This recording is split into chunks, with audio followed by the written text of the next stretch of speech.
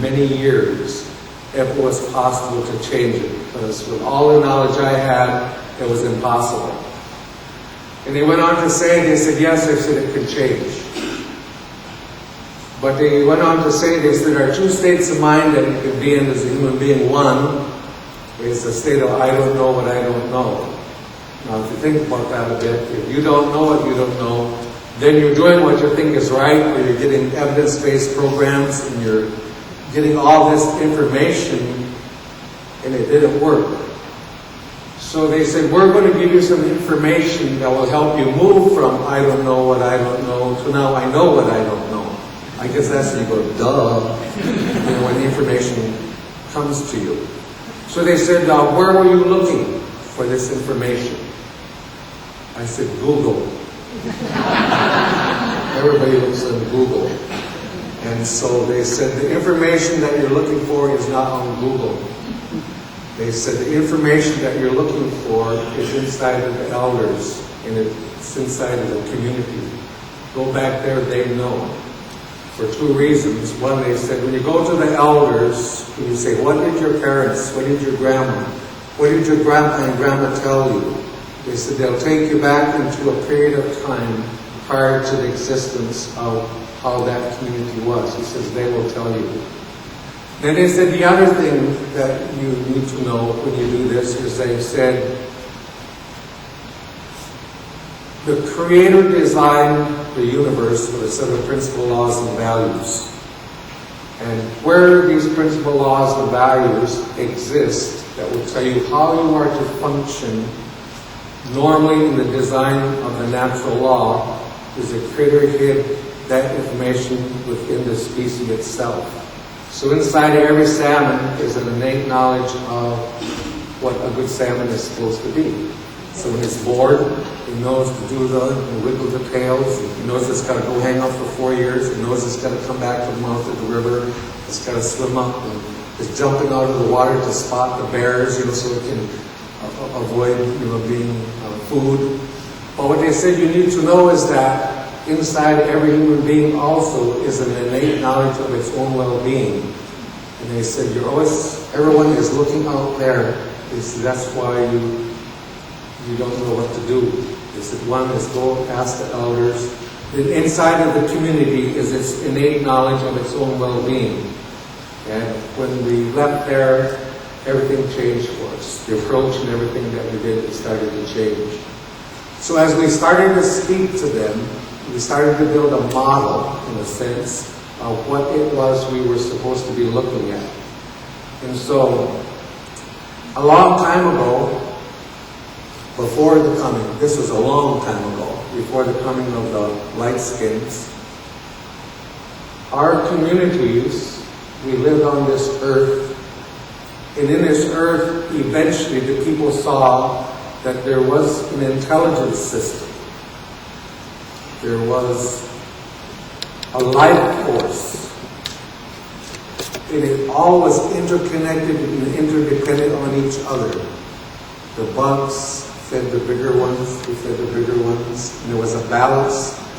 And in fact, they saw such importance to each of these entities that the Creator put in there that they eventually refer to those as relatives, the plant nation. They refer to them as a respect. So we didn't have words like weeds or like something's no good or pests. That wasn't in the language. They could see that there was this world worthwhileness. Not only that, they were able to see that there was a world you could see, but there also was a world you could not see. That was often referred to as the spiritual world. In that spiritual world, it was so strong, it was so dependable. They started to see cycles and seasons. Then eventually, even like you saw in some of the presentations here, we knew about that cycle of life. We knew it was a cycle of life. And we knew that things were to be given to babies at a certain time of that cycle of life. And as they got older, then there were other teachings that they were to give them. And so basically, because we knew what would feed that human being as it grew up, we didn't have attachment disorders. Because what we did is we knew we had to attach it to the various entities. And so how our communities looked during those days is we saw those worlds you could see, what you could not see. So this was the system that we were able to pull out of the elders that I didn't know existed. I didn't know how it worked, how it functioned. But at the basis of our root of our communities, there was language, there was ceremony, there was spirituality, there were teachings, and they knew how to develop the human being. So through this, a system developed for the young boys. They knew how to make young boys to become men. They knew exactly how to do that. And of course, the young girls, they taught them how to become women. And then, of course, the women, they taught them how to become elders. Around this cycle of life, teachings were given at various stages. And of course, the men, they taught them how to become elders. Then the elders became very significant. We didn't put them in old people's homes. So each had a role, and that's who we went to next to the Creator, because the elders' database of this way of life, and the teachings, and the order, and the cycle, and the ceremonies, they knew all of this, so they were the mainstay to make sure that this knowledge was given to everybody. And they had clan systems to help remember it. They had a system in place that was quite cool. In fact, in these days, you didn't have domestic violence. In these days, there was no sexual abuse. You didn't have elderly abuse. You didn't have rape. Those things, they had problems, but they had clans that knew how to solve and resolve problems. So in these days, most of you in here, you wouldn't even have a darn job. You wouldn't even be needed. In these days that we're talking about, they didn't even have a hell. This was before we learned about hell. But there was a time in how we perceived the filter and things. In other words, I don't know of a native word, and I ask a lot, you can't tell somebody go to hell, because we never had a word for it. So later on, we learned about hell, and we've been in hell ever since, in a way. But this was the model you could not find on Google. So then all of a sudden we went, wow, there is a target. There is a way for us to do this. And so as we started to take a look at this, as we started to see that there was a world, and that this was the source of the knowledge of the original teachings, the original things that the Creator showed us, and they all come from the earth. The observations of the animals, the planets, the cycles, the seasons. We knew how to live in harmony with things. And so we started to work on this model, realizing that each tribe, wherever they lived on the earth taught that tribe how it was supposed to be in harmony. Of course, in a different part of the earth, that earth taught them how to be in harmony. And so you had differences, but both were good. So in other words, I don't think you could take the water people say on the Atlantic Ocean and say the earth taught them, they had the whale ceremonies and they got all that. Say you did a study there and you found out all how effective the knowledge of the whale ceremonies, and you changed all of this, you made a replication model, and you take that out to the desert people, maybe the Hopis, you say, Hopis, you got problems, we got a solution for you, check this out. We're going to give you a grant, what you got to do here is to teach the whale ceremonies. And of course, the Hopis are going to say, well, what the hell is a whale? Well, don't worry about that, see, we got technical assistance. We're going to show you how to do that. So what we learned from those elders was each community has its own innate knowledge. Its ceremonies was from that part of the earth. The teachings were from that part. So we started to realize you could not replicate. You had to individualize each community according to its innate knowledge you see from within the people. But then something happened to the system that we had. There's something that happened was actually funded by the United States government. It was funded by Congress. This thing that happened, could you imagine, it took us from this to this. Now they all have jobs. You have the alcoholism, all the various abuses, the violence. You have our kids in trouble. This thing that happened to us that was funded by the United States government, its intent was to destroy the nations. Its intent was to destroy the community, destroy the family structure, and to destroy the individuals as we knew them. So how was this done? I mean, that's quite a task to take. You take 570 some tribes and you say, we are going to do something. And so what they knew was, when the system was evaluated, it says, we take away the spirituality. That'll do it. Because you need to have both, the seen world and the unseen world. We'll take away their spirituality because they're living in harmony. And when that goes, then what happens is you knock them out of harmony. And then you get them all mixed up, and then we can control. We can do with it whatever we want. So how was this done? So I want to show a very short video clip of how this was accomplished. So you Long time ago, take it. This is just a trailer. We have the full documentary of this, so if we hope we bought enough, we bought 300. If not, you can just send an email to info@whitebison.org. You can just leave your address and we'll send you one. But I have the opportunity to look here, and when I look across this audience, and I look at the Native people, they're crying. Or they're holding back tears, I can see it. Right from here. That feeling that is bringing out your tears. Now this sometimes pushes others' beliefs, but we are carrying the hurt of those ones before us, the grandpa and the grandpas. We call it intergenerational trauma. I think some would be smart enough to talk about in terms of DNA, that we carry within us something from the past that makes us who we are. And when you see something, it triggers something, and you don't know, why do I get this feeling? Where is this coming from? It's really not mine. And it's something we call historical trauma. And it wasn't until maybe the last 9-10 years that some of our own Native researchers researched the effects of historical trauma and then presented that to us. And when we started to take on that issue, we found out for the first years we were working on the wrong thing. Didn't know what we didn't know. Duh.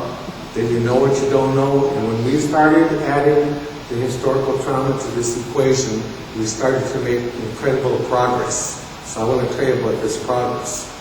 This historical trauma, what it means, it's an immense combination of traumatic events that are perpetrated upon an entire culture. Could you imagine 99% of the native population was wiped out by 1920? All the natives you see now are the rebirth out of a very small group of people. But this is not told, it's not taught in high schools. The nearest ones that have an understanding of what we're doing is when we speak to some of our Jewish relatives. They have they go, we know what you're talking about. You don't have to explain a lot because there's a similar thing you see happen to that culture. So this was funded by the government to take away culture, language. I was doing a training up in Minneapolis a couple of years ago now. We had a circle going, and this young girl was talking, probably in her early 20s or so, and anyway, her parents were all college. She was being raised by her grandma. And she said, when I was 5 and 6 years old, she says, I came home from school and Grandma was cooking and she ran in the house. She said, Grandma, I learned a new word. And Grandma says, oh, what did you learn? And when Grandma turned around, she spoke a word of Ojibwe. That's the tribe that they were from. When her grandma come over there, she said, and she grabbed me by the shoulder, she shook me like this. And she said she slapped me right across the face. Grandma never hit her. And she said, don't you ever speak that word in here again. Never, never, never. And it was never talked about. Well, it just so happened Grandma was in that circle. And so when the talking stick came around, you could tell she was going to say something. This grandma was so... You ever see elders have wrinkles on their wrinkles? You want to take their picture. They're just beautiful. You know, she was like that. So anyway, she said, when I was a little girl, she said, I'm going to tell now something I never thought I'd tell about. She said, when I was a little girl, she said, the Indian agent came with the wagon. They come and they took us, all the kids, put them in the wagon. They took them out to the boarding school. No, she had not learned even one word of English. She only knew her natural language. That's all she knew. And she got there to the boarding school. She said about 2 days, she was talking to one of her friends. And the teacher come over and she says, come with me. She motioned her, come with me. She took her in the other room. She sat her down. And she said, they set me at this table. And this man came in. And she said, he took my hand and he put it on the table. And he put it a butcher knife and he chopped my little finger off. And she said, I don't know why you did that. Nobody said anything. They just chopped my finger off. And she said, they bandaged it up. And then she said, that night, she said, it hurt. And she said, I was crying. She said, I wanted my mom. I just wanted to go home. And she said, anyway, a couple days later, she was speaking again. And the teacher come for her again. And she said, I knew what was going to happen. She took me in that room. And the man come in there and he chopped another finger off. And then she looked over at her granddaughter. Now grandma's just got tears coming down. She said, granddaughter, she said, that's why I only have 2 fingers left on my hand. She said, when they did that third one, I caught on to it. Don't speak the language. And chopped a finger off. And I've never spoken a word since. And when I heard you say that word, she says, I love you. She said it was like a protection thing. Just something was inside of me. You think I'm telling you a true story? Honest, it's a true story. And I got video on the journey of a grandma had 5 fingers chopped off. And so this assault that went on, even in these boarding schools, but the assault was to take with their language, way of life, and to destroy the family structure. That was its intent. So what does that do with why we're connected today? Well, the Carlisle is where these schools were designed, and this was the process how it worked. See, we had a system in place. You wouldn't have jobs in this system. So we had a thing in place here, and this thing that was funded, it knew if it took the kids out of this system, you get it? It'll break the cycle. And what they will do is re-educate and assimilate these children over a period of time. And so instead of getting the teachings that we naturally would give to them, what they experienced in the boarding schools is they didn't have healing. The spirituality was taken away. The very things that gave us the stability for family rearing, community building, it was taken away. And so in its place, they experienced beatings. They would have gauntlets. And if you made a mistake, the kids would have to run through, but punished by the other kids. Now, if you didn't hit them hard enough, then you had to run through there yourself. There was a punishment system. I have pictures of jails at these boarding schools where they would take the little children and they would put them in these jails in basement. I'm telling you, I got pictures of it. This is how the children were that were taught. So not just that, but taking away the language, the teachings, the sexual abuse that went on, soaping them out, no ceremonies, no culture, cut your hair. Now these little kids grew up, and when they come back home, this is where we saw the appearance of alcoholism. This is where we saw the appearance of the violence, one-on-one violence. This is where we saw the appearance of the boarding schools, these mission schools, the boarding schools, and residential schools. So if you are working in Native communities and you want to be effective, and you don't know what you don't know, and you want to increase your effectiveness, know what you don't know, and this is it. You listen to what happened and what our people are carrying around. Do you think this is connected to alcoholism, child abuse, sexual abuse, violence? You can almost not heal unless you know that this went on in our communities. And so this is what we are passing down generation to generation. Why do we call it intergenerational trauma? that were passing down. So how this worked was, when these little ones came back home, then they grew up to be elders, but they didn't have the teachings. That knowledge was taken away. So now in our communities we have elders and we have old people. And there's a difference between what we call an elder and what we call an old person. So this traditional knowledge, it broke the system that we had in place. And in its place what we got was the sexual abuse, the violence, inability to love. So this trauma that's passed down generation to generation is now very deep in our psyche. It's very, very deep, but you don't know what you don't know, and then you just do what you do know. How many days have it been since you had your last drink of alcohol?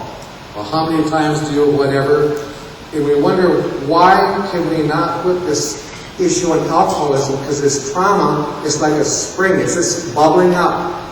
It's just showing its force in the community, except no one's addressing it because you don't know what we don't know. So it clears up now as intergenerational trauma. And the thing that many of our people we work with, our reachers, they tell us, in an individual, you have a loss, you go through some process of grieving. It surfaces, there's all kind of models for that. But when a community is assaulted, it actually takes a generation to elevate to the next stage.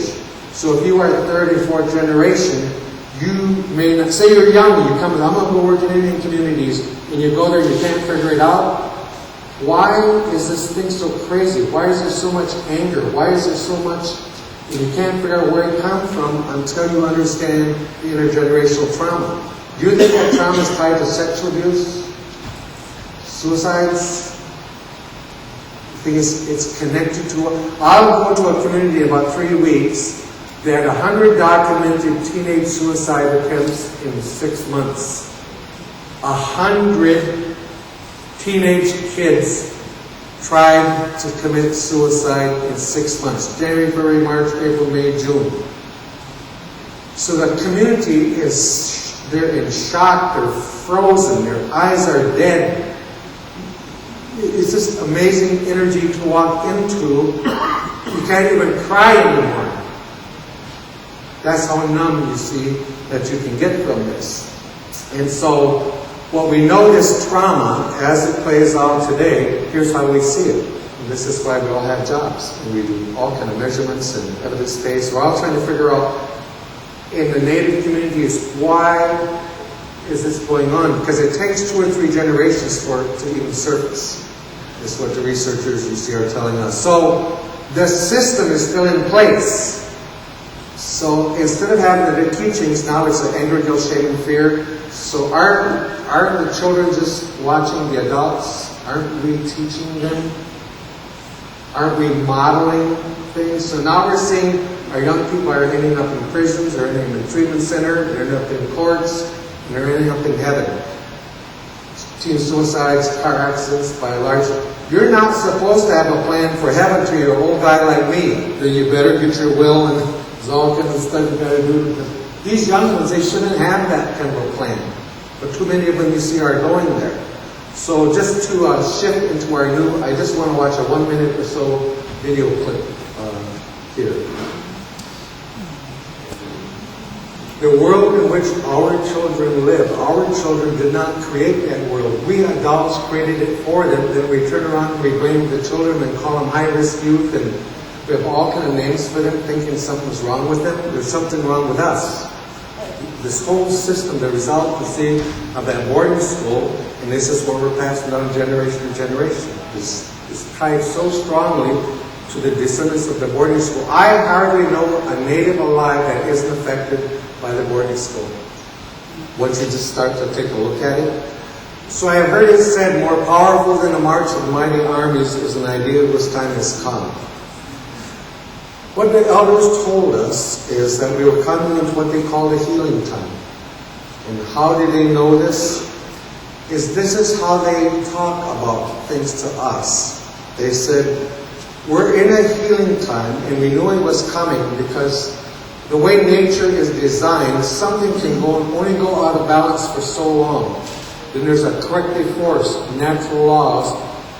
It will activate itself to start to correct for the mistake. So it's a constant, it's a spiritual thing. So they were waiting for this corrective force, and what they called it a healing time. So we asked them, we said, how do you know this is a healing time? This was the group we met in 1991. So what they told us, they said a long time ago, the Creator came to Turtle Island, and he said to the people, I'm going to divide into 4 directions, red, yellow, black, and white. Now to us, when we hear the prophecies, this isn't a myth. This is real. These stories are handed down generation to generation. We act on them. We believe in them. We get hope out of them. In most every tribe, they have their own prophecies, but they're very significant to us. We don't just brush them off like as a story. And then they said to each of these 4 directions, they said, I'm going to give you some original teachings. So the red direction said, I'm going to write into you the teachings about the earth. So the yellow directions, he said, you get the teaching about the breath, air, the wind, meditation. The black direction, you get the water. The white direction, you get the fire. And you're to go through the cycles of time. And when the healing time comes, all 4 directions have to come back and sit in a circle. The red, the yellow, the black, the white to share the teachings. And they said, what we will first discover when we come sit in that circle is that the Creator did not make 4 races, but the Creator only made 1 race. That's a human race. And he said that when we are in the womb, this is the place where the Creator gives to each human being the earth suit. And then you pop out of the womb and you got your suit. Some are red, some are yellow, some are black. Wouldn't it be really cool, like if there would be a room someplace before you come in here, you go and zip your earth suit, and you climb out of it, and you just come in here and sit down. You wouldn't have to be careful or nothing. You just say what the hell you wanted to say. You don't have to be careful and be sensitive and be whatever. You just be you. And they said at this time we'll start to be able to look past the earth suit and look inside of the heart. Not just at the suit, but start to look inside. And that we Native people, we cannot heal without the knowledge of the black, the yellow, the white. You have something that where you can't heal without us either.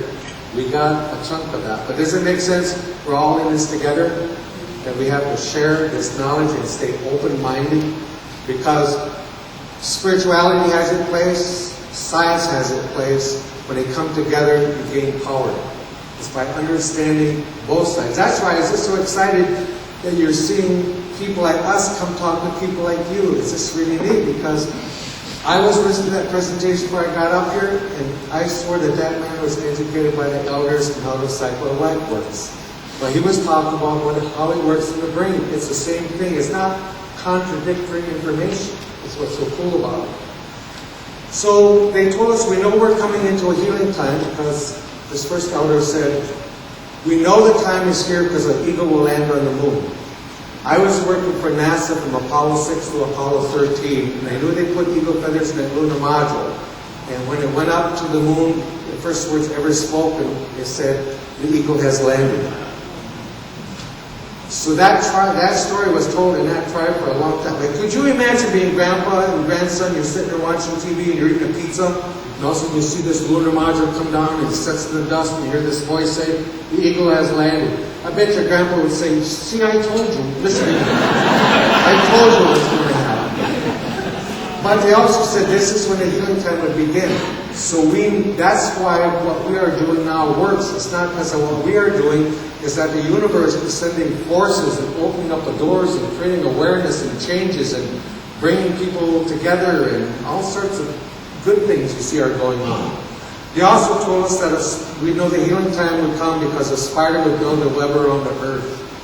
And when that web was done, they said a woman would come forth, speak on that web, and all nations would hear her voice, which today we believe is the internet. And the reason that the woman spoke is that they have to come back to the female energy. Without a balance, the male thought. So you've got to bring it back to have both the male and the female. So this is how the elders started to speak to us. They said you're going to see young people with old spirits, young kids. You're going to see these young ones acting like elders, red, yellow, black, and white. All directions, you'll see the surfacing of these. And then he also said, when the sun gets blocked on the 7th moon, of which there was a major solar eclipse, just a week before we met with these elders. So we got the vision of what we're supposed to be like, and we knew that the spirituality was taken away, and so that took us out of balance. So we knew that we had to come back, bring the spirituality back, and go back in harmony with the principles, the laws, and the values, each tribe seeking out its own. So this was the strategy, you see, that we started to develop. The name of this thing eventually we call a Wellbriety movement, civil rights movement. This is a Wellbriety movement, and it's very little to do with just alcohol and drugs. It's the healing of the whole person, mental health, diabetes, obesity. It's everything working together, coming together, bringing all of our forces together. And instead of it being historical trauma, you do the opposite. So you need to do intergenerational healing. And what is that? It's a combination of immense trainings and bringing back teachings and elders and sharing and ceremonies, etc., to bring back the very things that were taken away. So how did they do this? When we asked the elders how, they said, 1991, they said, we're going to start giving you teachings. When you're ready, we'll give you more teachings. So these are the first 4 teachings we ever had. So they said, if you want to make a community in a downward spiral change, these are the teachings. Change occurs from within. It's not tops down, it's not from without. The second was, in order for development to occur, it must be preceded by a vision.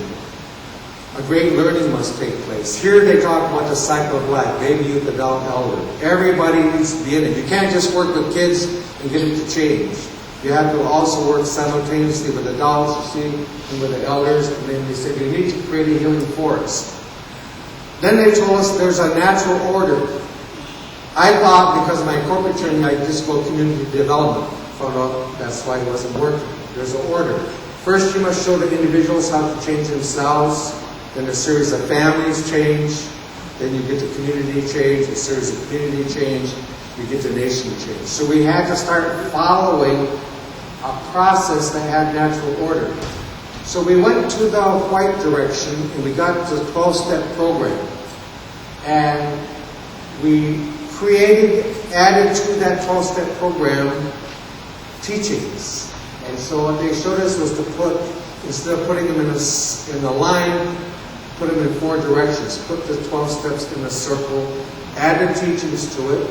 And when we started to do that, all of a sudden, the Native people says, oh, it's a circle. Oh, the teachings, it's not separate. And so we started to integrate the teachings and things started together. And we found out, we first created one for men. And as the steps helped them get rid of the anger, guilt, shame, and fear, then they started replacing the culture, the sweats, the ceremonies. So there's a replacement, and we started to see the men come back to the way that the men were a long time ago. Then we had to make a program separately for women, because men and women are different. Well, we know that, right? Men are from Mars, women are from Venus, and all that stuff. So you can't use the same program. We are designed differently to do that. And so that was when we started the recovery movement. And what we found out was a real good source to do so was the community members. Professionals are good, degrees are good, masters are good, trainers are good, but there is a whole lot of people that are in the community. They have the skills to make this change themselves and to help one another. So we give them what we call coach training. So these coaches, they start to form these circles. And these circles, somebody breaks out, they form another circle. It's like a raindrop. Like the ground getting wet, circles at a time. So we found out that the change was made through forming small circles of people within the community, kind of in the sense of empowering the community, which we call, when we write grants, we call this peer-to-peer counseling. Because you've got to know how to do that, right? You've got to translate it back and forth one way to another. And so then next what happened was it was the family. So we come into a community now. We actually do 7 trainings simultaneously. A typical community will send 100 to 125 people. Some of them you're working with men, room 1. With women in recovery, room 2. Daughters of traditions, room 3. Sons of traditions, family. all simultaneously. Can you imagine that anybody would even think of doing 7 trainings simultaneously? Because that's the law. It says the great learning law, everybody needs to be in the learning. And so we create this system of coaches right within the community, and these circles start to multiply. Isn't that a healthy cell? That's how it works. You get a cell, it divides, you get 2 healthy cells, divides, you get 4. It's that same principle in making the social changes. So we started to see over a period of time, it takes about 2.5 to 3 years, this is where you will see people say, whoa, the culture's coming back. It don't happen the first year. It takes some perseverance, you see. So you start to see the changes taking place systemically, bringing back that old knowledge, bringing back the ceremonies, the songs, etc. In this way, by rebuilding the family structure. Then we had to take a look at the organization chart, because we find the org chart where it has the king and then the subordinates. We found that that didn't work. It actually was the enemy. Because those little boxes create territories. And then you don't let nobody in or out. And so we had to figure a way to make those organizations work better. And so we created a clan system of training. And when we started to give the spiritual principles of the clan, the organization started to work together to better together. Then we had to take on the issue of our relatives coming back from prison. So we went to the elders. We got a program called Warrior Down. So we conducted this program. They have to have a fire starter group or a 12-step group. And then we train them on Warrior Down thinking. And so of the first 50 that we did in the Warrior Down in Boise, Idaho, we tracked them for 2 years. 2 years later, 49 never drank again. None of the 50 went back to prison. One of them slipped, but the group got them well. Now we've duplicated this program in Great Falls, Montana. We have a high hit rate of re-entry, bringing the people back by getting the community involved in helping. It's coming back to a system that cares and coming back to see for the culture. Then the one that's a re-entry from like treatment, etc., that thing is, we call it returning to the circle, is the name of what that program is. Believing that we can bring our people back to see to a healthy force, to the healthy community. This represents consciousness.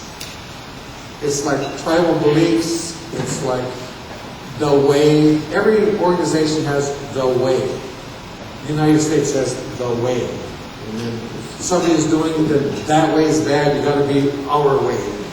But we call it consciousness. So we train people in the community to shake that up. To be an organized spiritual troublemaker. Say it and say it. Say it out loud. Say it many times to change the community's self-talk. So on this issue of trauma, in closing here, is what we have found is the biggest issue we have found in our work has been unresolved grief. That's the biggest issue that we have in Indian country that is rarely addressed. And so what we are finding is this video series is going to shake a lot of things up. That DVD that you can get a copy of, it makes people cry, it pulls all sorts of things out. So we are right now going across the United States and we are training grief recovery coaches, showing people traditional knowledge, the old ways, using from all 4 directions knowledge on how is it we can effectively recover from the grief we see in our communities. So the elders gave us teachings for this. Recognize, acknowledge, forgive, and change.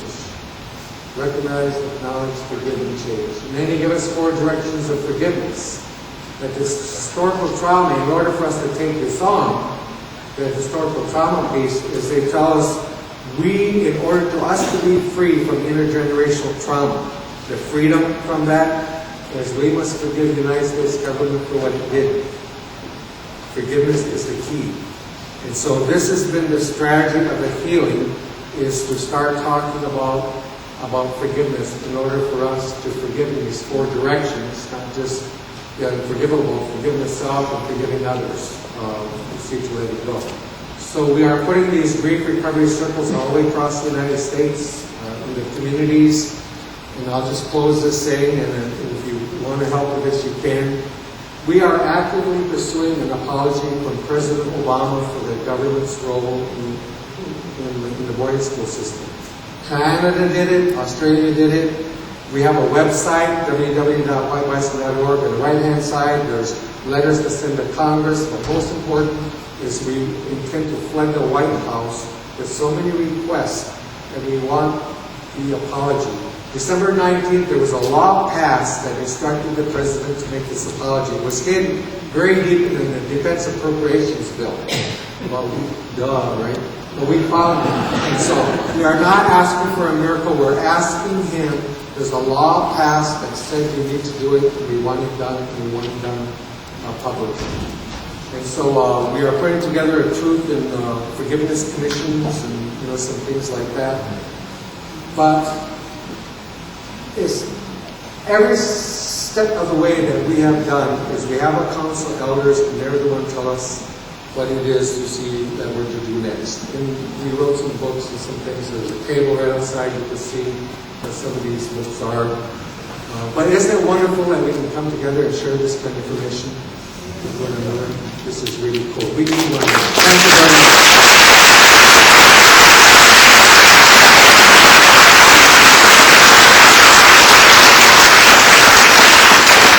Today I got kind of depressed. I shouldn't have been. Everything was going well. And to the point where my energy dropped and I felt I was going crazy. So I went to see Johnny Looking-Cloud and he said, I need to take you on a hill. That means a fast in the wilderness I went for 4 days, 4 nights, no food, no water. And he gave me all the instructions on what I was supposed to do. So the first couple of days, it seems to be a fight between your will and your mind. It goes back and forth, especially when you start to get hungry. Then my mind would vision quarter pounders. And then my will would say, no, you've got to stay.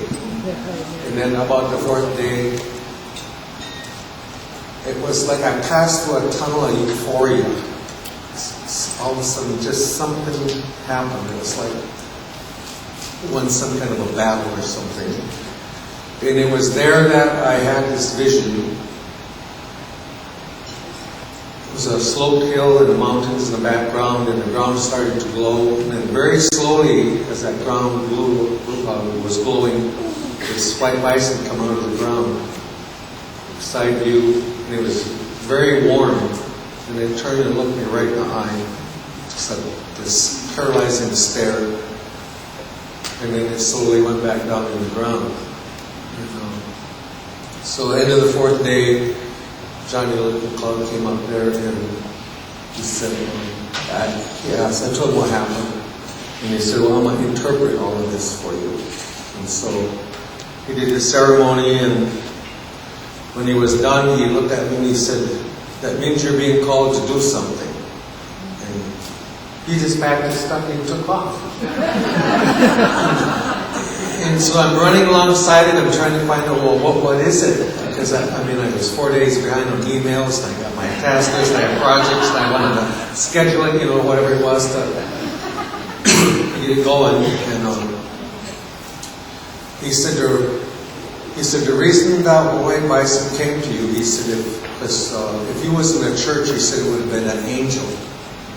But he said, because of who you are, it shaped itself into a different thing, so you need to pay attention. So we went back to his house, and in his backyard was a couple chunks of wood. Sit down, he said. So I sat down. And he had some ducks and some chickens there, so he went in his coop, he got out a can of corn that he used to feed them, and he reached in there and he pulled out one kernel, and he just took it and he threw it on the ground over to the side. So we sat there about 15, 20 minutes, so I said, well, what's going on? Shut up. He said, you're always talking, your mouth is always going. He said, just sit down and shut up, don't talk. And you could tell he was disgusted with me. That's how I felt anyway. So we sat there probably a couple hours, and finally one of those ducks went over there and saw that corn and he went over and picked it up and he ate it. And he walked back to where the other ducks were. And he said, now it started. And so he reached in the can and pulled out another piece of corn and he threw it further. Sat there a long time. Finally, that duck saw that corn and went over and ate it.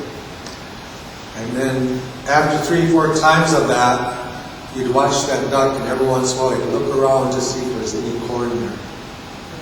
And if there was, he'd go eat it. And then pretty soon, by the afternoon, he was leading that duck right where he wanted it to go.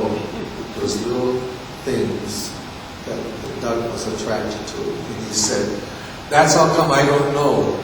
And just know you're being called to do something. But he said, you've got to pay attention. Watch. Pray in the morning. Just watch. He said, little things will start to happen.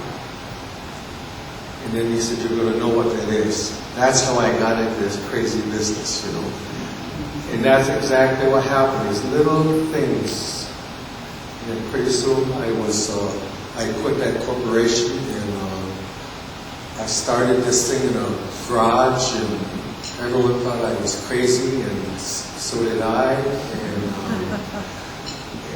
And I didn't know that that's how the Vision Quest would work. I didn't know it actually literally transformed and changed their life. But it wasn't until a number of corns later, or things later, that I said, wow, something's going on. And once I sensed something was going on, one of the things I always had to work in this was feelings of unworthiness. I had done so many bad things and done so much damage to my children and to families, and it took us years to heal in talking circles and ceremonies and sweats of being honest and setbacks. But I believe now our family has broken the cycle of addiction. All my children are sober. Some of them are at Al-Anon. My older children went to Alateen. And now my 17 grandchildren, they have no idea about alcoholism. They don't know about verbal abuse, or they have no idea. They're just kids. So I know that this can be broken, and it can be broken at a family level. So as we got into this work in the Native communities, I had no idea it was going to go national. I didn't know, I had none. There was no idea that this was going to happen. But it was just, I still follow it down in court. I'm looking for the next one right now because there's some decisions to make, you know. So I kind of know how that works now. So what I want to do is to talk about how did a movement form nationally. It's now going to spread to Alberta, Canada. And Saskatchewan is looking at it. And who the heck would ever think that you could start something and it would organize itself?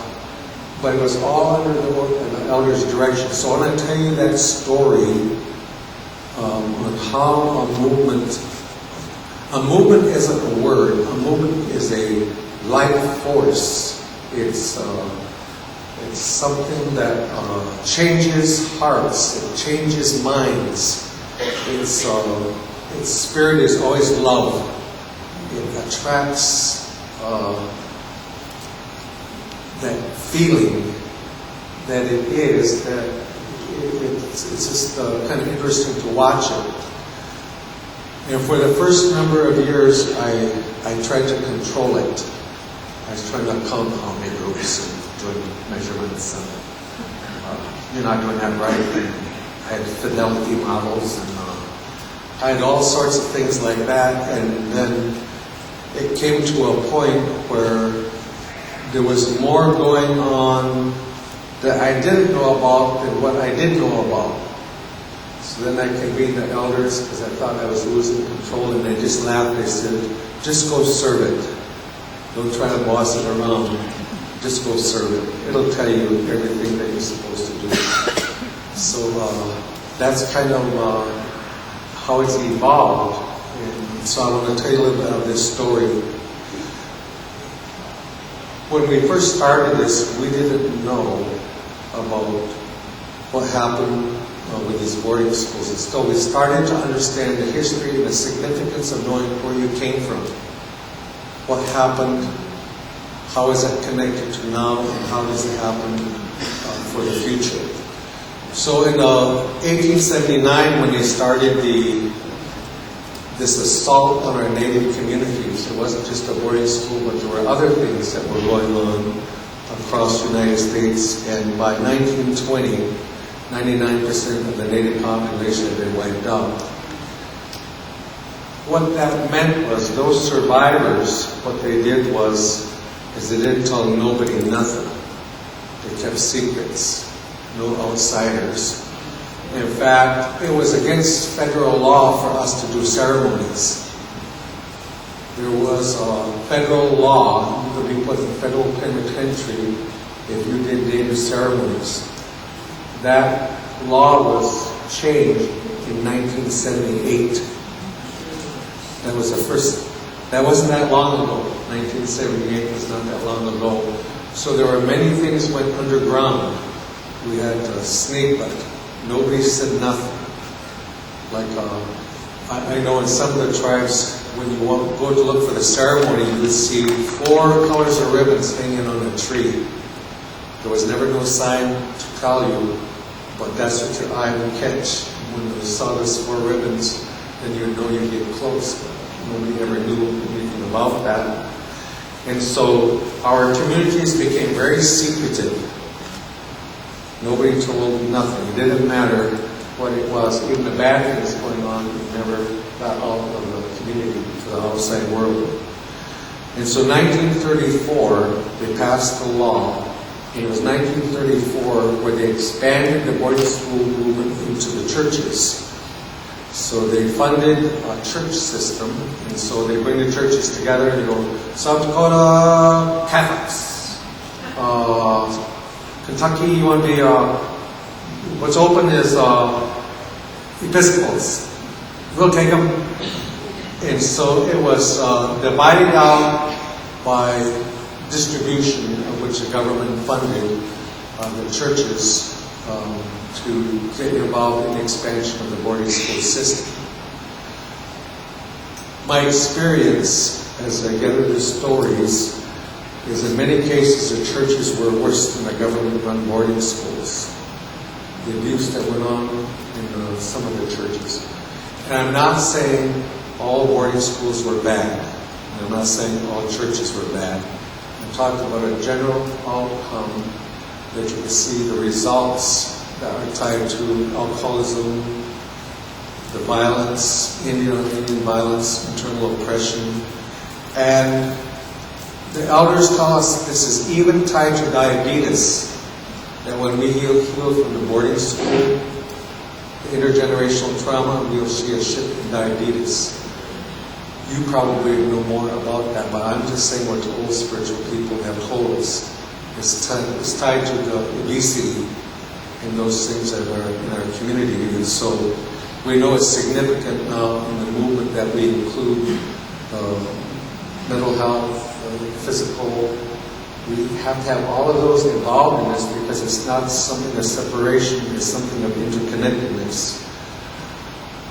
By the time the 60s came around, the boarding schools were just, they were still operational in terms of bad things that were going on with them. But there's a social movement shift started. They got into the love and the hippies and many of those things. We got no one here. There was a time it's okay to be wild and stuff, you know. But what started to resurrect in the 60s was something called AIM, the American Indian Movement. In the American Indian Movement, they took over schools. They started their own schools. Smudging started. This Indian pride started. Not that everything AIM did was good over a period of time, but they made us raise our heads up for maybe the first time.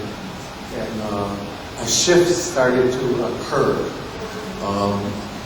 almost across the whole United States. Something started to happen, and it was there that for the first time our parents and our own educators started getting involved in school boards. And they started to say, no, that's not what we want taught. This is what we want taught. And so a shift started in the educational system. And so during that time, then there were other Canadian agencies started to form, educational agencies, and ACES, American Indian Science and Engineering Societies. And that's when we started talking about our kids in terms of becoming engineers and scientists and science-based people. Then, by 1969, I was working for NASA at that time, and when an eagle landed on the moon, that started, we didn't know it, but that was in the prophecies that something was going to happen. And it was very interesting. You always see that the eagle has 13 arrows in one claw and an olive branch in the other. And that, so how the elders described that was the imprisonment of the black direction and the red direction. And when they made the logo for NASA, when the Apollo program was done, what happened was the arrows were not in the claw, and both claws were just not around the olive branch.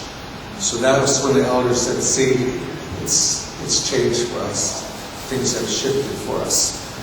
And then what happened is, after the eagle landed on the moon, 7 days later, they introduced in Congress to repeal the law that made it illegal for us to do ceremonies. It's called the Indian Religious Freedom Act. It was passed in 1978, but it was introduced just 7 days after the eagle landed on the moon. 7 days after the eagle landed on the moon in Arizona, they opened up the first ever Native Treatment Center. There was none existent before. So you see these little corns, these little things started to happen there. And then they passed the Religious Indian Freedom Act.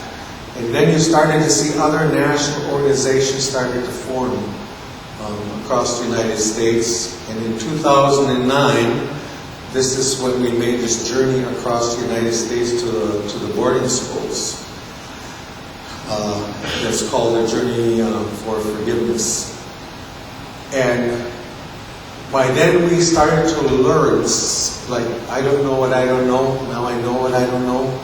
So the Carlisle School, we had never tied those events into what was going on today. Because they would say, then was then, now is now, what you whining about, or whatever. So it's that separation. But through all of that, we were talking about interconnectedness and the elders within. So those teachings were, they weren't being broadcast on YouTube or anything yet, but we were being coached by the elders that there were other ways to look at things. So if you could imagine, wherever a tribe was, they built a boarding school. Multiple boarding schools. They shipped them from remote locations by the hundreds. They went through the boarding schools through the whole United States. So you can see they were very successful in implementing this change among the kids. And so as we talked about, the historical trauma started to be implanted in the children very, very young. And we know that when they came home, then things really changed. So then we started looking at the intergenerational trauma piece, and during the early days that we were in this work, we didn't know about intergenerational trauma. Dr. Maria Brayhart, Dr. Duran, and some of our own Native researchers, they started talking about this, and we would almost cry every time we heard that. It was like, you know, when you hear the truth, something happens to you. You may not know, but something happens inside of yourself. And then we started to get an understanding about this trauma and its connectedness to current day problems. So during those early years, we were all working on the wrong thing. We know that alcohol is a symptom, not the cause. It's a symptom of something else. So many of these things, they're symptoms, but we were working on symptoms because that's what we got funded for. We got funded to work on symptoms, and then we couldn't figure out why could we not stop this high rates of alcoholism, and why was it getting worse, and why was it getting younger, and why is diabetes moving down into the teenage years. And, you know, there was something we didn't know, even though we were giving our best to do this work. And so what tends to happen sometimes, the way things are funded, is you start to work on things separately. There's silo approaches to things when it's interconnected. And it wasn't until the elders started to talk to us about natural orders and circles and cycles and how everything worked, that we could get a handle on that. Even to this day, we still have the boarding school issues are focused on today. And then in many cases, there's scientific proof that this is not true, and there's all those battles between the science world that is true. So we think that probably our next most significant work is, for those of you that picked up that documentary, is for that to change the consciousness, because you can see the interconnectedness. Those elders told how that behavior was handed to them. They told how they handed it on to others. And we had 183 hours of the documentary that it showed. Probably the biggest issue we saw in the journey was intergenerational trauma. The second thing that came up that I wasn't expecting is from the moms and the grandmas and talked about was it took away our ability to love. That's how they described it. I have videotapes of moms, current moms, 5 children. She says, I can't hug them. When they touch me, I cringe up. And their children are right there, you know, and they're admitting it, you know, for the first time. You can imagine going to school and you never hugged, you never touched.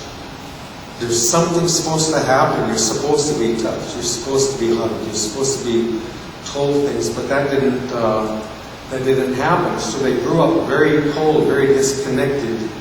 A lot of cases. I have one of the heartbreaking videos that I have is this man was in his 80s, and his children were all grown, grandchildren, but he explained what happened when he was sodomized when he was 5 years old. And he had never told that story to nobody.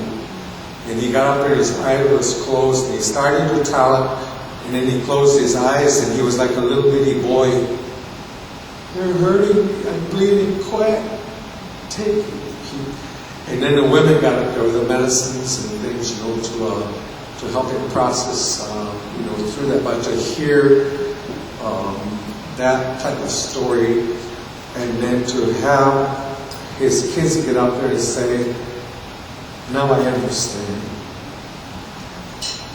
Now I understand why you are like you are. I didn't know that before. I didn't know that those things happen to you. So as we start to see this elevation of the trauma, then if you just take a look at our Indian men, what happened to our men in the community? You have alcoholic grandpas, youth gang members, dads in prison, absentee fathers. You know, you can, if you look at the model, you can just look at the men. You don't even today have a lot of men will come into the healing process yet. We have a lot of our women are single. They're single moms. And they're really doing a good job. At our last conference, the elders told the men, the day is coming when we have to hold a forgiveness ceremony. We've got to bring the women together and make an apology. We have to tell you we're sorry that we left you alone, that we left you with no support, raising those children like that. But it's not just the men, but then you look at the poverty issues that you see that reside in our community. These are all a fallout of how that was. And even in the boarding school and the court system, they were able to cause infighting amongst ourselves. And how they did it was through the distribution system. Say you have 4 German Shepherds in a cage out in the field, in a cage. Then you come out to the bowl of bones and you look, there's 4 dogs, then you throw in 3 bones. What will it cause the 4 dogs to do? To fight. And the next day 2 bones. And you keep doing that, and pretty soon the dogs are so focused on each other. Of course they have puppy dogs. And they tell little puppy dogs, we've got to stick together and we've got to fight against those over there because, so then pretty soon you can take the fence down, and what happens? You just have these dogs fighting against family. But also the distribution system, the Bureau of Indian Affairs was originally created in the Department of War. And its job was to have distribution. So in the fort, when the distribution took place, they even would distribute whether you were a light skin or a dark skin. If you did what you want, you got food. If you kept that and you wouldn't send your kids to boarding school, you didn't get it. So it turned Indian against Indian. And so we see that in our tribes today. You can just see, it's almost like it's immature. And nepotism and all of those things are going on within our tribal structures today. And you can tie this all back to this era of what happened. And then, of course, you start to see the various mental illnesses, HIV, AIDS. Now, in many cases, when you see HIV, AIDS, or these where there are major national efforts to change them, in the Indian country, they don't change. They don't go down typically like you see when the national numbers go down. The ones in the Indian country do not. And there's internal stigmas on gays, native. If you are gay and you become two-spirited sometimes, there's other issues that we have a high suicide rate sometimes among the two-spirited you see within our communities. And so initially we found what our stuff did is it was pretty good at identifying the disharmony in the individual as a result of not growing up correctly. But can you see where we would hand down to children? The intergeneration, how it does? I remember when I got into a recovery, I had to do this thing called an inventory. And I made a vow, I remember when I was about 13 or 14, I said, I don't know how I'm going to turn out, but I'll never be like my dad. I'm telling you, I ain't going to have that happen. Guess what? I couldn't stand it. I turned out just like him. It was just, it was hard to get. But then that behavior is passed on to spouses, so it affects relationships, marriages, it affects the children. So how did the children experience it? Well, if you take a look at the little children growing up in the community, and this is just by the time you're age 2, here's where you start to see the fears, separation, developmental delays, and diseases, failure to thrive. There's a behavior pattern that's not normal for a 2-year-old. Because if you hear the violence and the fighting and you're in the crib sleeping, you're in the other room, even in the womb, you recognize disharmony. That you can be born with that fear, if you hear that. And of course, by the time they get to be age 3 to 5, you ever see these? You see them being hauled out of Walmart a lot. Timeout don't work, nothing don't work, and they have boundary issues, and you see all those the defiance and the abuse and the languages. Of course, by the time they're 6 to 8 years old, you start to see them exercising power, bullying. You see that behavior taking place. it just comes right out of the community in a sense. And of course, by the time they're pre-teenagers, you see the depression, all those problem pre-teens, and then you get scared because you kind of predict what's going to happen by the time they're into their teenagers, and you start to see these types of issues. Now, it has really helped a lot in working with communities. This model has helped because they can pinpoint a relationship between the disharmony, the parenting, and how the children are going. And then we design programs around that age, and so you can kind of focus in, you see, on those types of issues, because we knew a lot about raising children a long time ago. We were masters at raising children. We really had that down. And so the way that elders explained it to us was they said,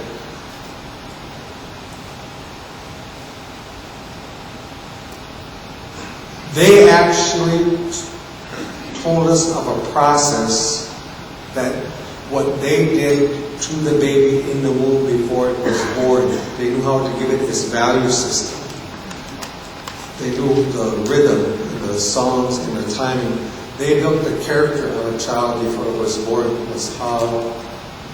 And I have about 13 hours of video taken. The youngest one was 80 years old, and the other one was just 99. Asking them about child rearing. How did they do that? We got it from the 9 tribes in Montana. And it would make you cry, the knowledge that you knew about raising children. And what they said was, the Creator designed the human being with certain windows. So the human being grows in a 4-year cycle: spring, summer, fall, winter. That's the cycle for the human being. They call it a season. So in that season, there was a certain things you had to teach them during that first 4 years. Then the body is even, the mind is even designed to correspond to that. It's my understanding, like there's a certain brain cells you have for language. And when it's there, you can learn 5 languages as easy as 1, I'm told. Then it gets a little older, it goes away, you know, you got to struggle. The Creator designed us incredibly. But the elders knew about that design. So then by the time you're the next age, it says, the body in its design in the universe, it says, teach them this. And they did. And then they would get pre-puberty, and they would say, teach them this. This was prior to teenagers. They knew exactly what it was they were supposed to teach. And so I think sometimes I have a good psychologist friend of mine. I get another view when I need it. And I was wondering about attachment disorders. And I said, did we have attachment disorders a long time ago? They said, no, we didn't have that. And the reason for that was they said, they first attached a child in the womb to life. So that child made an attachment. Then when it's born, the next attachment goes to the mom. And they say that attachment is so strong that when that baby cries, her milk flows. That's what they say. That's how that's attachment. Huh? Then the next attachment is supposed to come from the dad. It's different than the mom's. Then the next set comes from the siblings. The next one comes from the aunties and uncles. The next one comes from the clan. So when you have the attachments to the clan, you will not have abandonment disorders, because there's always a higher thing that you belong to. And then the next one comes from the tribe. And then the last attachment comes from nature. So you go out on your first quest and you learn about the fears and the teachers of the relatives out in nature. This was the knowledge, how they explained it. That in these circles they did a certain ceremony, and a naming ceremony or a certain ritual. They knew exactly how to make that little baby grow. And of course, into the teenage years, they didn't look at pre-teens or teens. They had a talk with you in the ceremony, the puberty ceremony, the coming of age ceremony, and they told you what it was you were supposed to know. This was the first time that the human being has a search for the answer to 3 questions. One is, why am I? What is my purpose? One is, who am I? What is my identity? And the other is, where am I going? So they told them. They answered those questions, and they told them about the meaning and purpose of life, and what their responsibility was to women, and how they were to look at things, and vice versa. So all around the cycle of life, they have those teachings. It can be equated very easily, these elders' teachings, to Erich's developmental stages. Where he got this from was from Native people. He tried to let people know where he got those teachings from. But the way books are written, they mention it in a sentence, but it was his. But he always said, no, I didn't. I got it from the Native people. He visited Native people from the Illinois area, clear across the Northwest, all the way even through here. To this country is where he got the developmental stages from. The grandmas told him how all of that worked.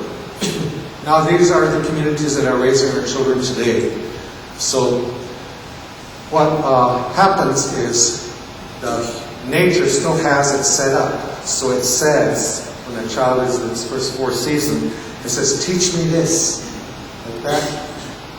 And what happens? The teachings don't take place. Or you got problems. And then the body still says, teach me this. And it waits.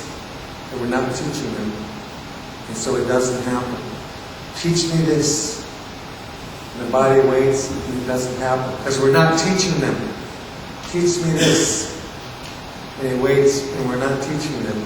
And then you get a lot of visibility when they become into the teenage years and they say, I don't know what's the matter with these darn Indian kids. They got no identity. That's what the heck it is. They got no identity. We got to spray them some self-esteem or get them some prevention or keep them busy. That's what to do. Keep them busy until they're 18 and you get them out of the nest or whatever the strategies are. But do you see how it gets off track? Now, what they don't get, they're going to hand off to their children. But in the old days, they knew exactly what to teach in that period of time. It was in harmony with how the body was designed. And they had different practices on how they did this. Like in our tribe, the Turtle Clan, our job was to make sure every community member was told the story of life. About an hour after it was born, they would call 2 elders over, and they would give first the child to the female elder, and she would tell the cycle of life until for 3 seasons or until that baby was 12. Then she would hand that child to the male elder, and the male elder would tell the rest of the story. This was about an hour old. They would put that story into the child.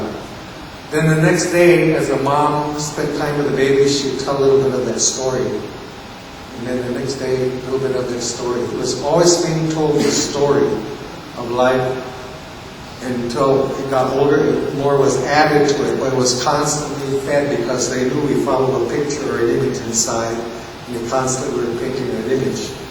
In our community in the old days, the parents did no discipline the first 4 years. Who did the discipline was Grandma. Grandma did the discipline because that first feeling has to come from the parent. That's the most natural place, is to get that sense of trust from the parent. Now, they had terrible tubes too. That was still there. So that little child would act up and they'd say, go see Grandma. No, go see Grandma. Because Grandma was the one that did the discipline, see. And so what Grandma would do is she would look at that child and she would connect. Now, we have a word for that connect, and it means nekashneha. It's in the spiritual world. It's like you look at something in the eye and the feeling goes across and you nod. Or you try to avoid it. Like if you're out snagging in the bar and the wrong one looks at you, that hunter is trying to connect to you and you're looking the other way trying not to get that eye contact because you know that it connects. It's more difficult. So she knew that transferred. So she would look at that child and get that strong connectedness. And she wouldn't tell the child what it did wrong. She would tell it what it should have done to the story. That's why they didn't have to have a help, because they were only interested in the correction. It was a constant correction system that took place. Isn't that kind of cool? If they could work that way. So that was the responsibility of our clan. The story of life is told on the turtle shell. And so you're taught that by, at a certain time, you're taught what that story is. You see, so you can pass that down. So that's what would happen, for example, in the old days. So as we take a look at the children being in this age, coming through with these issues, you can see why we have problems with children, why we're all concerned. Now, I'm quite sure you can measure the brainwaves and all of those things. You can tell that. But the elders always have told us that you're never a full adult to the 23, 24, to the fourth season. That's what they said. That was when you were allowed to run your own. So you were always set to have guidance. And now I understand, because the mind doesn't mature until then. I thought, how can they know that knowledge? And it's to be proven, that it's that it's all correct. So we see these issues pop up, you see, among the children. So this is what we're passing down generation to generation. And this is a cycle that we work on breaking. We know that the cycle has to be broken. So how is it we see we do that? Because we end up, over a period of time, being very shame-based at the community level. I know communities, the whole community is depressed. Everybody is depressed. But when you're in it, you just think it's normal. You don't think, oh, I'm depressed. It's like you bought it. And some of you, I know you know what I'm saying because you work there, you see that. And when you're depressed, it's very hard to come in here and be positive or to say something. So these shame-based systems. So we had to, in a way, to size up what were we working with. What was the real issue? And then as we talked about this, healing time would come. Now, during this gathering, I don't remember how long I was sober, but I had by then I had made my vision quest, and I knew I was going to be doing something. I changed jobs, started White Bison, and then shortly after the White Buffalo Cow was born, I had this vision of a hoop of 100 eagle feathers. Exactly 3 o'clock in the morning. And there was this beam of light came down, and then in the middle of that circle of light, there was this little tree started to grow. And as it grew, it went through the 4 seasons: spring, summer, fall, winter. And then when the leaves went off, the branches dropped off, and then the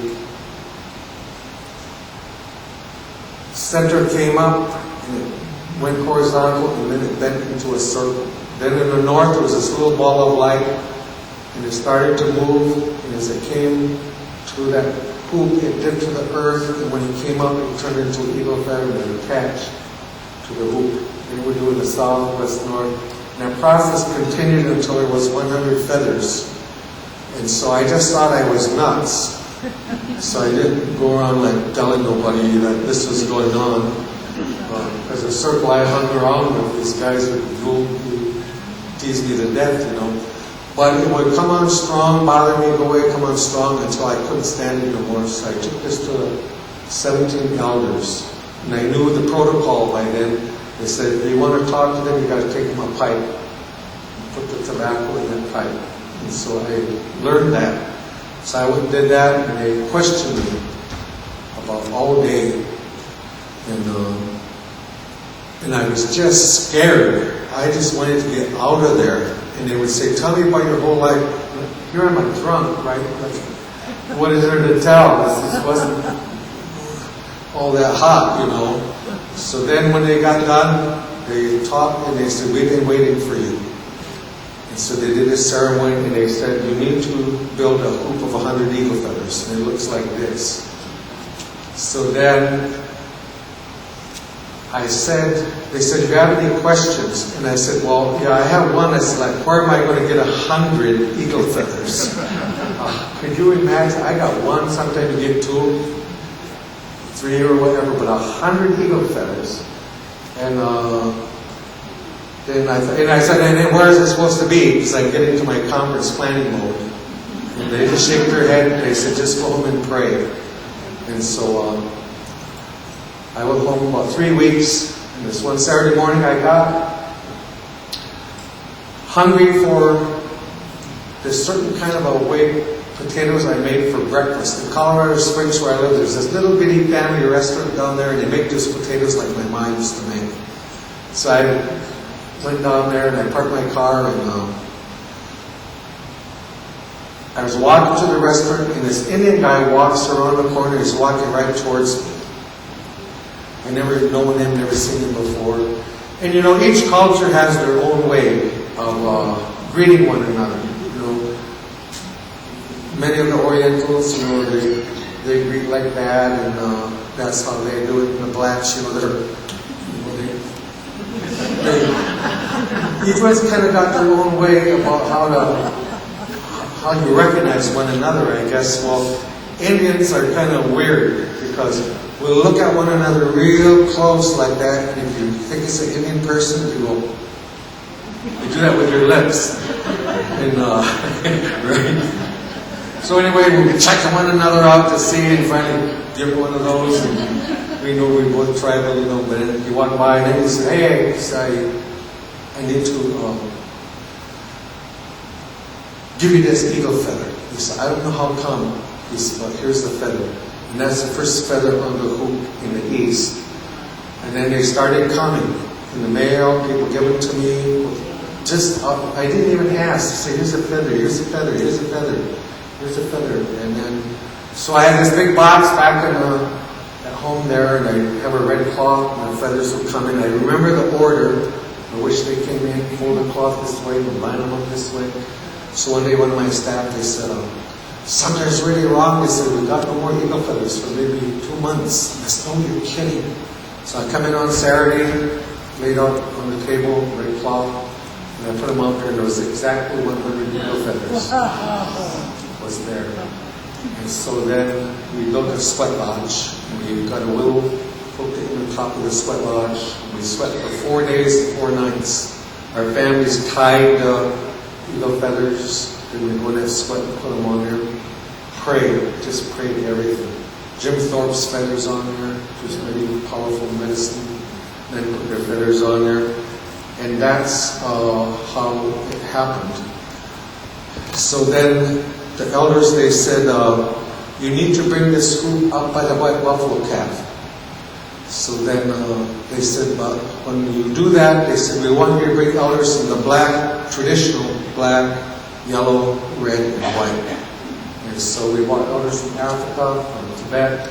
We found a tribe in Finland called Sami people, S-A-A-M-I. They're tribal, Europeans. And then we had 27 of our indigenous nations. Then they did a ceremony. When the ceremony started, that white buffalo calf got up and stood by the fence and just looked right over, watched the ceremony all afternoon. So they said, the healing time is here. This is called mending the hoop, the coming together of the 4 directions. So they had us put 4 colors of ribbon, red, yellow, black, and white, and then all 4 ribbons tied together in the center. And in the center now is a condor feather that was sent to us from Peru. And so the elders, they said, we're going to put in here 4 powers for this healing time that you need. Forgiving, unforgivable, the powers of healing, the powers of unity, and the powers of hope. And they did that by a ceremony. So that hoop is like a radio tower. It's just pulsing out what they put in there, wherever you take it. So then, when it was done, I was going to go home because I thought I made this hoop for them. And when I got done, they said, no, they said, we're going to make you the keeper of this hoop. They said, this hoop belongs to the people. You got to keep it for them. And whenever the people ask for it, they can put it in your car, you take it. I didn't know what the impact of what that was going to be because I was still trying to keep my family together, keeping duct tape on my car, and it wasn't like how you think it was. I was poor, kind of, whatever. So then we started to take this group on a journey across the United States. And this was the this is where we started to talk to the people about the movement, about a Wellbriety movement. So we traveled 4 journeys, one across the north, one across the south. The one across the south from Los Angeles to Washington, D.C., the elders made us run. They said, you gotta walk. The first one we made in a powwow, like in a band. And so that was easy, a little cooler and stuff. But the last one we had to run. So 25 of us, we ran 4,294 miles, 109 days. Stopping in communities saying the prophecies are here, the elders said this, there's things are going on, we're in healing. Started to give it that message, and by the time we got across the United States, the groups were getting bigger. The hoop is coming, the hoop is coming. They started talking like this. But I didn't know all that was going on. I was just doing what they told me to do. I didn't know that it meant a movement. It was really going on. So we made those 4 journeys across the United States, and as we started to do that, that was where we first started to put together what we call the fire starters, the medicinal 12 steps for men and for women. So that was just circles here and there. I think the first year we found 35 communities that was willing to do it. Since then we've traveled over 86,000 miles going to the communities. When they ask, we go there, do the ceremonies, we talk, and you see forgiveness and unity and healing and hope is pulsing out, in the community. And so these circles started to form in our communities, like raindrops. Just one little circle, even though it looked like nothing else was going on. And then when we made this journey from the west coast to the east coast, the elders said, the reason that we had to walk and run, they said, when the Europeans came, they come from the east to the west. And then behind them, everything died. They didn't respect the water, the earth, and so the web of life died. This is how they talked to us. So they said, the healing time is here, so you have to walk in those footprints and go the other way. And as you go back to that hoop, the poison will come out, and they said behind it a web will get restored, the web of life. We'll start to feel interconnected with each other again. And so that was the reason we had to make the run across the United States. So as the program started to expand, like in Minnesota, for example, White Earth, it started a web, and the training went, and then it connected to Red Lake, and so you started to see this web would build, and we found people in recovery were willing to cross boundaries. We weren't, it's like one drunk helping another drunk. They were more willing to cross the political boundaries and start to connect with each other. So these webs started to form in various locations. We would go there, do a training, train the grassroots, get the people, and all of a sudden it was like this web that started to go. And of course by then we knew how to use the internet. The web that just spider built, we were able to do that. And so we built this web across the United States, and then we started this intergenerational healing process, bringing back the very things that was taken away. So there's some things that we work on. We believe that the solution resides inside of the community. So that's where we go.